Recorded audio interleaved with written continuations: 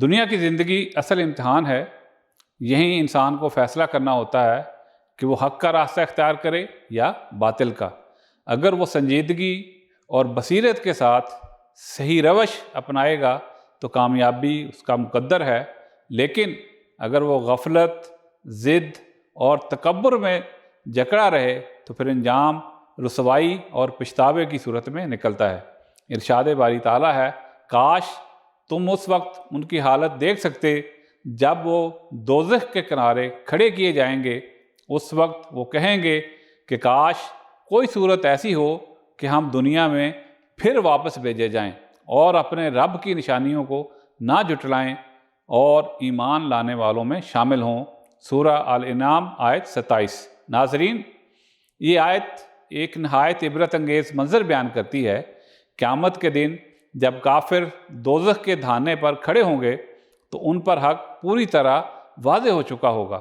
اس وقت وہ حسرت سے یہ خواہش کریں گے کہ کاش ہم دنیا میں واپس بھیجے جائیں تاکہ اللہ کی نشانیوں کو نہ جھٹلائیں اور ایمان لانے والوں میں شامل ہو جائیں۔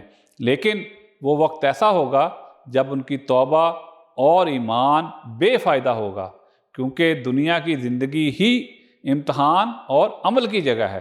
آخرت صرف جزا اور سزا کا دن ہے۔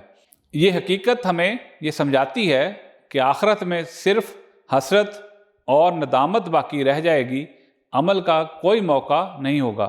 دنیا ہی میں اللہ نے انسانوں کو ہدایت کی نشانیاں دکھا دی ہیں، رسولوں کی تعلیمات پہنچا دی ہیں اور عقل و شعور عطا کیا ہے تاکہ وہ صحیح فیصلہ کر سکے۔ جو شخص ان سب کے باوجود انکار کرتا ہے، کل اس کا پچھتاوا شدید ہوگا۔ یہ آیت مومنوں کے لیے بھی ایک نصیحت ہے کہ وہ اپنے ایمان کو مضبوط کریں اور اعمال صالحہ کے ذریعے اپنی آخرت کو سنواریں۔